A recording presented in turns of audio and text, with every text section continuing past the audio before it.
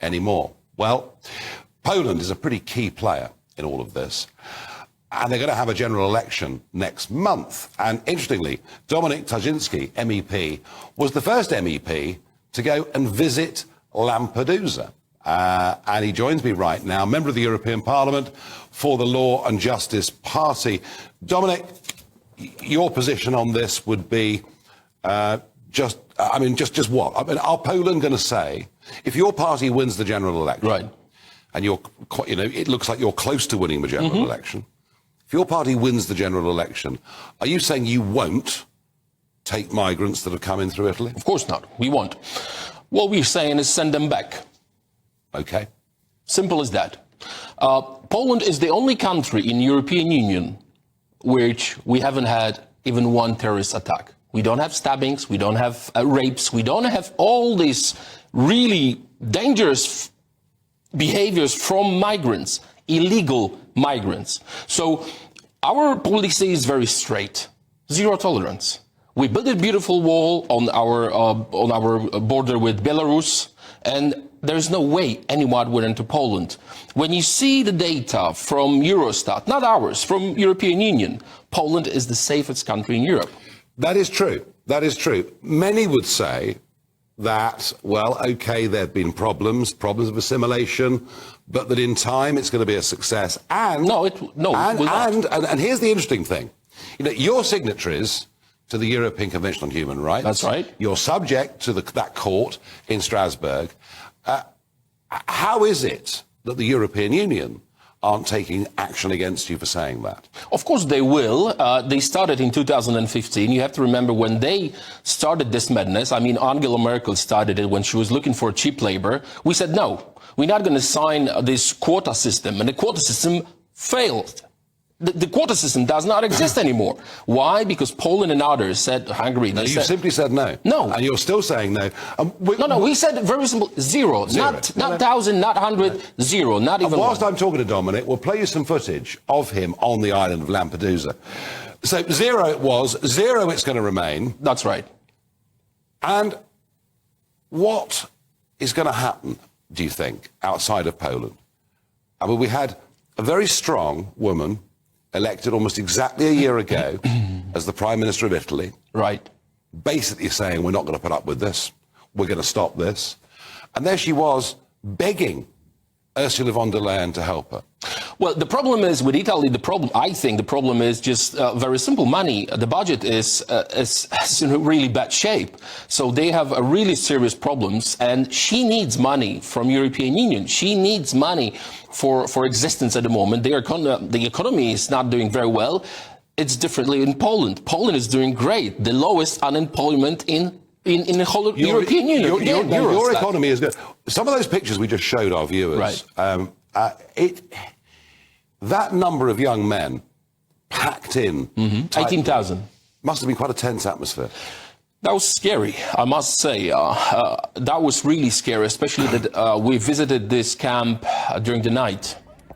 And, I did not expect many... Look at it. Yeah, 18,000 people within a week, and the camp was prepared for 400 people. Yeah. And this madness has to be stopped. It will be stopped by Poland. We stopped it. We never let anyone to come illegally to Poland.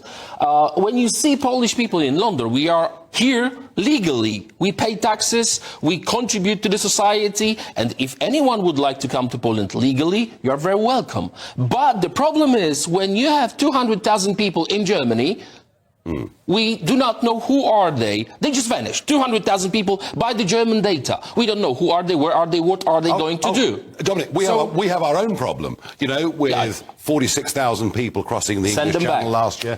What do you say send them back? How would you send those young men back? I mean, you'd need the army to do it, wouldn't you? No, not at all. What do you need to do? You need to put them on the plane, send them back. The problem is that they destroy their passports, they destroy their fingerprints, so they are already criminals.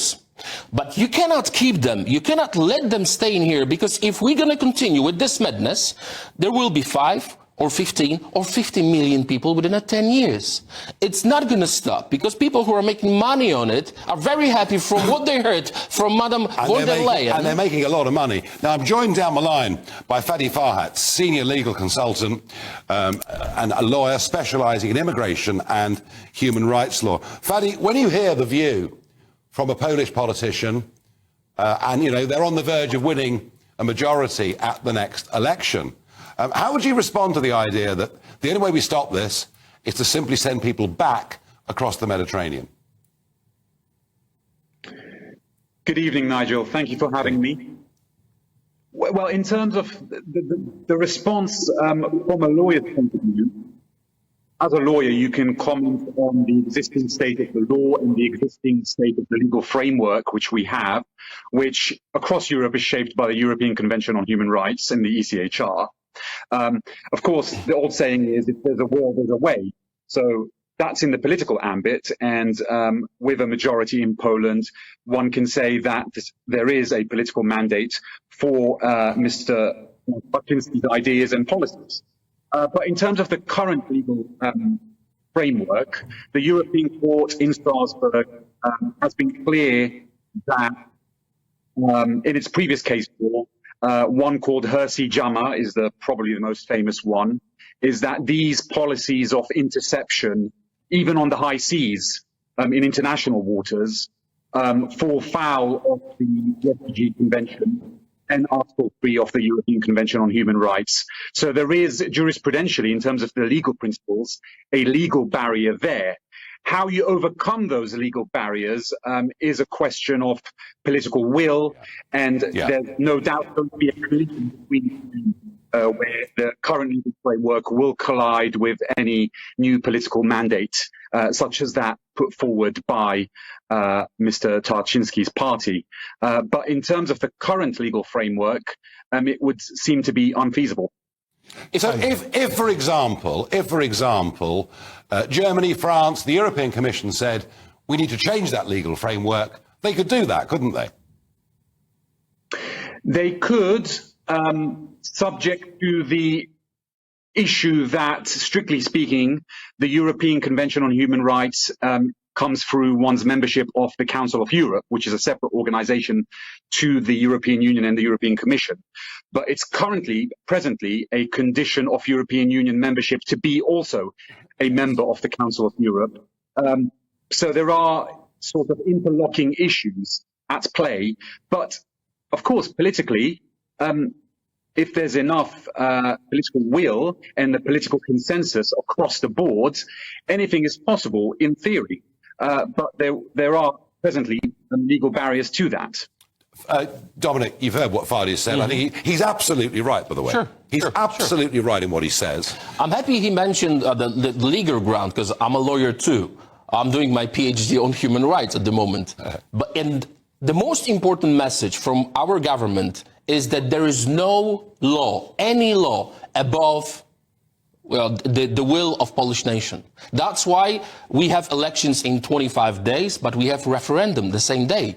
And we just let Polish people to say, do you want illegal migration, which is forced by European Union, yes or no? So if Polish nation will say again, and I must say, since 2015, our party won 8 times. We have won 8 times. Leftists were rejected 8 times. If we're going to win, if referendum will be very, very clear, there is no law above the will of Polish nation. Well, and the most important is safety. We want our women, our children to be safe, and we're going to keep our word. We promised in 2015, 0. Not even one will come to Poland. We did not let anyone in illegally, and we're going to keep our word.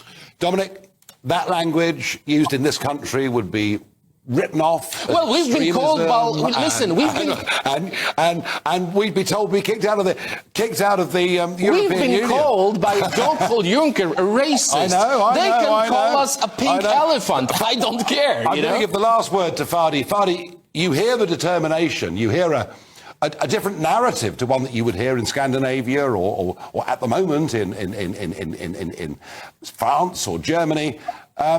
It sounds like these guys are on a major collision course, doesn't it?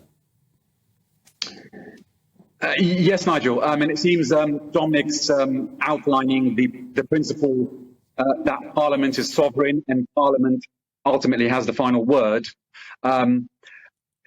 That's one view. The other view is, of course, Parliament can only be sovereign to a certain extent because we have a supranational system.